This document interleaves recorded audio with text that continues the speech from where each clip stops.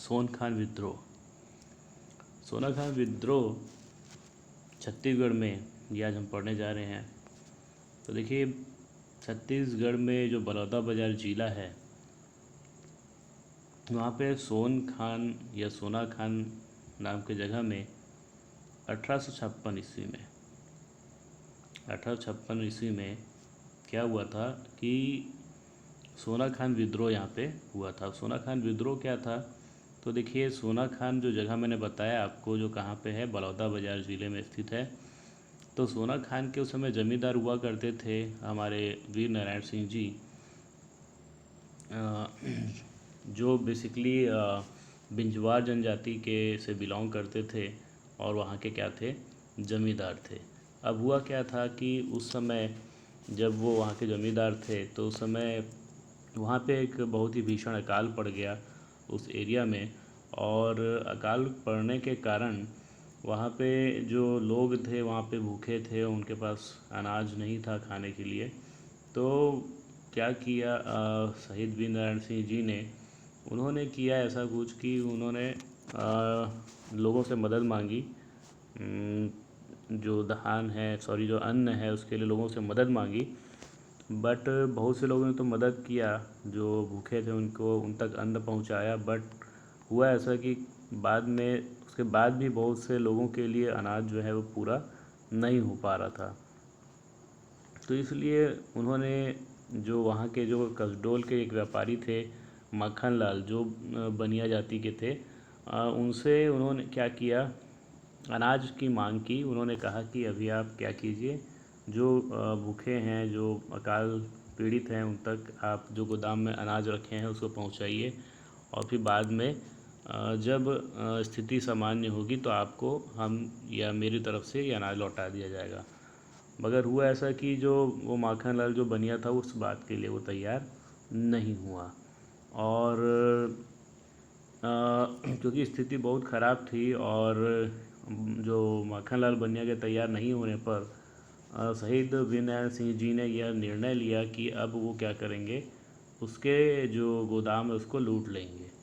तो जो शहीद वीर नारायण सिंह जी क्या किए, उसके गोदाम के अनाज को लूट लिए और लूट कर क्या किए, जनता को बांट दिए। तो जनता तक अनाज यहाँ पे पहुँचा। मगर जो रास्ता था, मजबूरी में जो शहीद वीर नारायण सिंह जी ने अपनाया, वो उनके लिए घातक बन गया।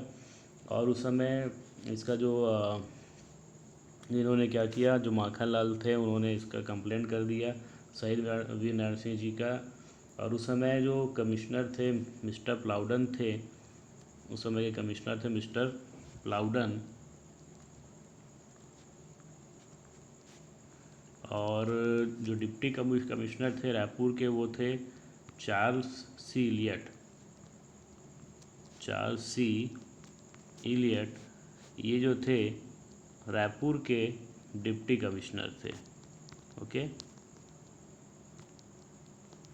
और पुलिस अधिकारी थे कैप्टन स्मिथ जो थे वो पुलिस अधिकारी थे।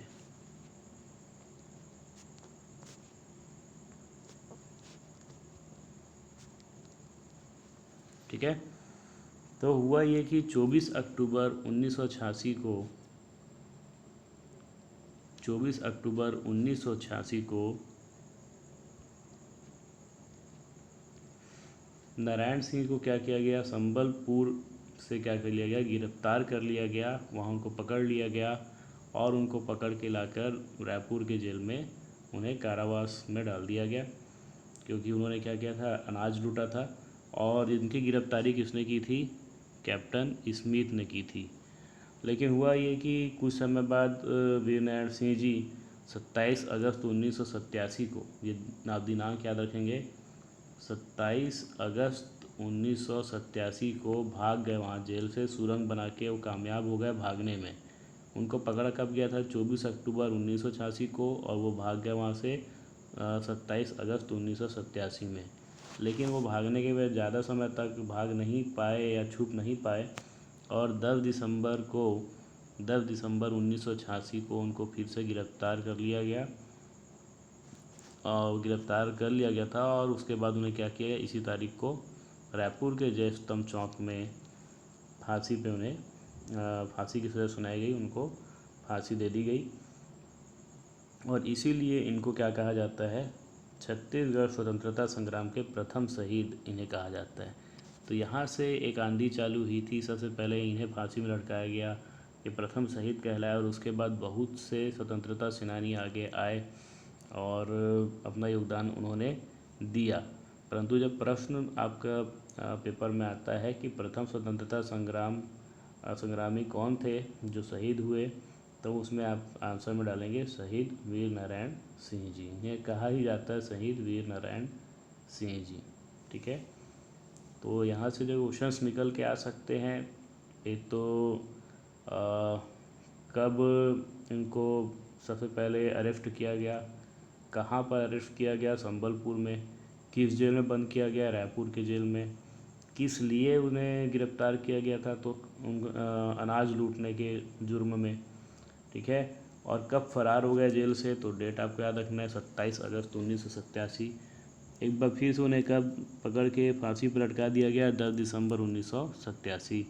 और प्रथम शहीद थे ये सब बातें आपको याद रखना है। इनके नाम याद रखना है आपको, कमिश्नर, डिप्टी कमिश्नर, पुलिस अधिकारी कौन थे। ठीक है, तो ये सभी चीज़ों में से क्वेश्चन आपके आ सकते हैं। Okay, thank you.